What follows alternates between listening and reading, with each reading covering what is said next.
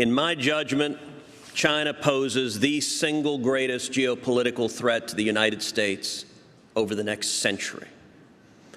And it's important to understand that China, their objectives are not short-term. They are fighting a 1,000-year war. And their objectives are nothing short of complete global domination.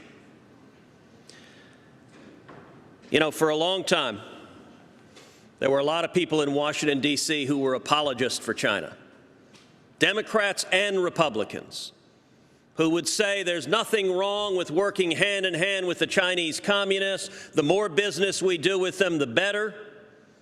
And they would diminish any threat. I think the most lasting foreign policy consequence of the coronavirus pandemic is a fundamental reevaluation of the United States' relationship with China and indeed the world's relationship with China. You call it a 1,000-year war, and we've talked a lot of war. Does it ever get to actual war with China? Look, I hope not, but it might.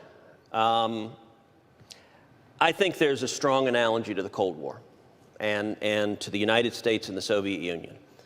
And I would say the period we have been in for the last 20 years is analogous to the period we were in the Cold War in the 1970s, where you had a lot of people denying it was going on. You had a lot of politicians, Democratic politicians, a lot of people in the media who said, oh, the Soviet Union is unstoppable, we can't keep up. And if you remember when Reagan came in, and they asked him, they said, what's your objective in the Cold War? He said, very simple, we win, they lose.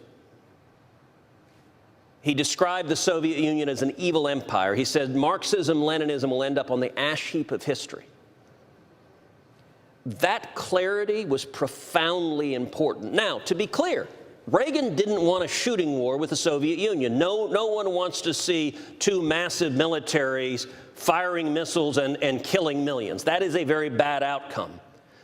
But we won the Cold War through a military buildup that they couldn't keep up with, through an economic boom that they couldn't keep up with, through investments in technology, things like the Strategic Defense Initiative and missile defense, which is an area we need to keep investing in vis-a-vis China.